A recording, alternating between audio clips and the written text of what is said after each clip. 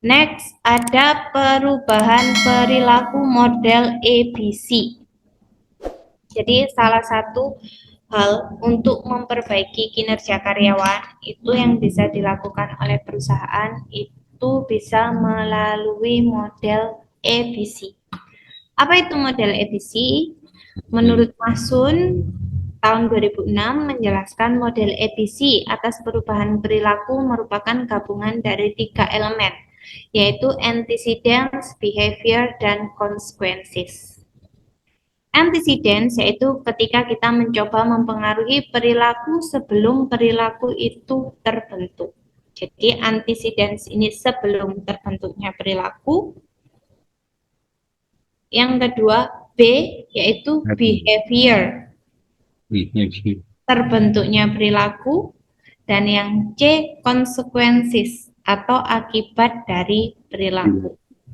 Nah, secara gampangnya dari model perilaku model memperbaiki kinerja karyawan dengan model ABC, yaitu misalnya perusahaan ingin memperbaiki kinerja karyawan di bagian promosi penjualan dengan cara yaitu bagi karyawan yang mampu mencapai target penjualan akan diberikan insentif. Antecedents-nya apa? Penjualan. Target, Bu. Oke, saya ulangi. Jadi, salah satu cara yang bisa dipakai oleh perusahaan untuk meningkatkan volume penjualan atau memperbaiki kinerja karyawan di bagian penjualan untuk meningkatkan penjualannya yaitu dengan pemberian insentif. Berarti antecedents-nya adalah Pemberian insentif, Bu. pemberian Putus-putus, Bu. Mohon maaf, Bu. Mana, Bu? Putus-putus. Salah satu cara yang bisa dipakai oleh perusahaan untuk meningkatkan kinerja karyawan dan mencapai volume penjualan yaitu dengan cara memberikan insentif. Berarti antecedents-nya apa? Insentif, Bu. Memberikan diskon. Insentif. Ternyata saya salah, semakin gundul semakin berkurang kekuatannya. Nah ya saya bilang putus-putus, Bu. Nah, yang kalau meningkatkan penjualan, judulnya pokoknya terjual sesuai target, jadi diskon loh, Bu. Nanti kan semuanya pasti terjual, Bu. Bukan, Cara bukan. realnya loh, Bu ya. Bukan. Mas Agus, ngawur-ngawur. Di awalnya itu ada lagi. Pas selain kekuatannya menghilang, juga pendengarannya berkurang, guys. Putus-putus, Bu. Jujur, Bu. Ini sudah jelas belum? Jadi tiba-tiba langsung anu, Bu. Jelas, Bu. Ini jelas Ya, berarti belum, sinyal Pak? saya, Bu. Bu, sinyal Mas Agus yang bermasalah, Bu. Masa Sinyalku Agus tuh, itu Bu, nggak jelas, Bu. Bu. Ini sudah jelas belum, Pak Agus? Ya, Bu. Tapi nge-freeze, Bu, kadang, Bu. Kadang nge-freeze, masa tak screenshot. Screenshot ya waktu aja, Bu, nge-freeze, Bu. Nanti geraknya tetap statistik. Waduh, aduh, aduh. Ya wis, alasannya wakil.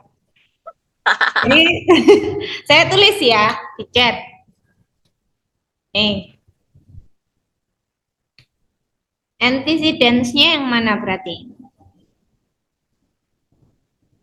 Antecedents tadi kan sebelum terbentuknya perilaku, kita sudah bisa memperbaiki perilaku karyawan atau mengarahkan perilaku karyawan. Terus behavior itu adalah pembentukan perilakunya. C-nya, consequences-nya adalah akibatnya. Akibat dari perilaku.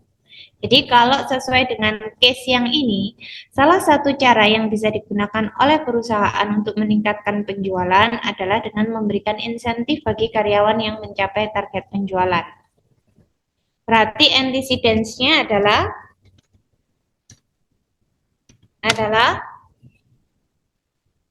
Pemberian insentif. Memberikan insentif. Behaviornya? Pemberian punishment, Bu. berupa bonus. Behaviornya berarti Meningkatkan penjualan. Pemberian bonus, Bu. karyawan apa? Behaviornya. Kan kalian diiming-imingi nih, perusahaan misalnya gini, bagi siapapun yang bisa mencapai target penjualan, maka akan saya berikan insentif. Lah, janji pemberian insentif tadi kan sudah masuk antecedents. Behaviornya adalah Penjualan. karyawan Perusahaan.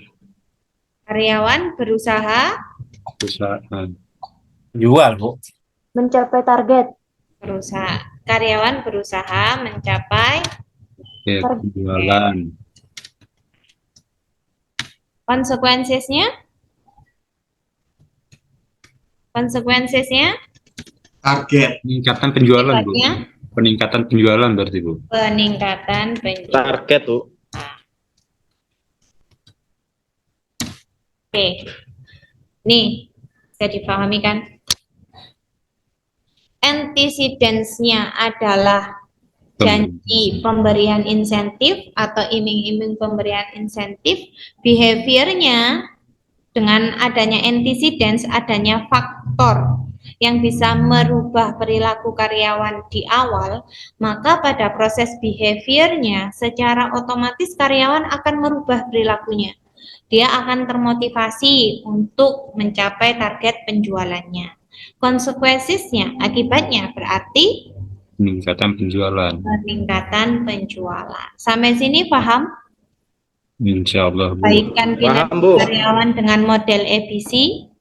Jadi E-nya pemberian faktor yang bisa merubah perilaku sebelum terjadinya perilaku, atau secara bahasa gampangnya adalah pemberian iming-iming. Pada dasarnya manusia suka kan kalau diiming-iming. Mau bisnis apapun, join bisnis saja sama saya, nanti hasilnya sebulan dapat bunga 50%. Itu behaviornya langsung tuh. Memberikan seluruh hartanya untuk diinvestasikan. Konsekuensinya habis hartanya. Jadi antecedent, behavior, dan konsekuensi itu saling berhubungan. Adanya faktor pemicu sebelum terjadinya behavior, yang kedua terbentuknya atau proses terbentuknya tindakan, dan yang ketiga adalah konsekuensi dari tindakan yang dilakukan. Jadi salah satu cara yang bisa dilakukan untuk memperbaiki kinerja karyawan dengan menerapkan model ABC. Bisa dipahami sampai sini model ABC? Insya Allah. Insya Allah, Bu. Oke. Yang selanjutnya yaitu melalui belajar dari pengalaman. Jadi ada tips daripada CEO bisnis yang berasal dari pengamatan mereka bekerja membangun kinerja organisasi yang mereka pimpin, yang dihimpun oleh Beaver dan Collins dalam buku What Were They Thinking? Unconventional Wisdom About Management. Dari sejumlah tips itu diantaranya dalam melakukan perbaikan kinerja karyawan itu bisa dilakukan dengan beberapa cara. Salah satunya yaitu selalu mengatakan bahwa berkat karyawan perusahaan bisa berjalan dengan baik. Menghindari kesalahan-kesalahan yang lazim dilakukan dalam manajemen, merekrut orang karena bisa bekerja, bukan karena pengalaman masa lalu, meraih kesempatan dan belajar dari pengalaman, dan salah satu kunci suksesnya yaitu dengan menyediakan dana yang memadai untuk pelatihan. Jadi konsep dari belajar dari pengalaman itu yaitu perusahaan selalu menjadikan pengalaman-pengalamannya di tahun-tahun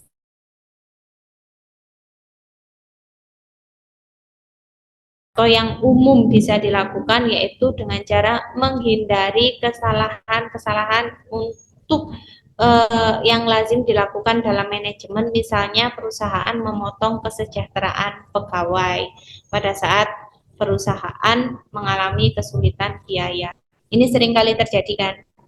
Jadi biasa, apalagi waktu zaman COVID kemarin, kan cuma dipotong itu. Tapi juga ada yang digaji setengah, ada yang dirumahkan tanpa kompensasi. Hal-hal semacam itu bisa dijadikan pelajaran agar kedepannya bisa lebih baik lagi. Dan cara yang terakhir yang bisa dilakukan oleh perusahaan untuk memperbaiki kinerja karyawan yaitu dengan knowledge sharing. Memperbaiki dan meningkatkan kinerja layanan perusahaan dapat juga dilakukan dengan knowledge sharing. Penerapan knowledge sharing seiring dan sejalan dengan proses kinerja di perusahaan. Semakin baik penerapan knowledge sharing akan meningkatkan inovasi proses dan kualitas produk melalui penggunaan teknologi baru, maka kinerja perusahaan semakin meningkat. Dan dapat disimpulkan bahwa knowledge sharing merupakan proses membagikan dan mendistribusikan pengetahuan antara satu individu kepada individu yang lainnya yang dapat bermanfaat untuk merangsang setiap individu berpikir lebih kreatif dan efektif sehingga berdampak pada terciptanya peningkatan kinerja perusahaan. Jadi kalau kalian punya pengetahuan jangan pelit-pelit untuk dibagi ke teman-temannya. Kalau punya pengetahuan, jangan pelit-pelit untuk dibagikan ke karyawannya demi meningkatkan kinerja karyawan dan demi meningkatkan perusahaan, kinerja perusahaan. Contoh, misalnya kan sekarang itu dengan kemajuan teknologi, pasti sistem dari media teknologi yang dipakai untuk kerja itu kan pasti ini kan mengalami peningkatan terus kan. Biasanya komputer dari yang dulu zamannya Pentium, nggak usah jauh-jauh kayak aplikasi Word-nya aja itu kan sekarang juga sudah berubah.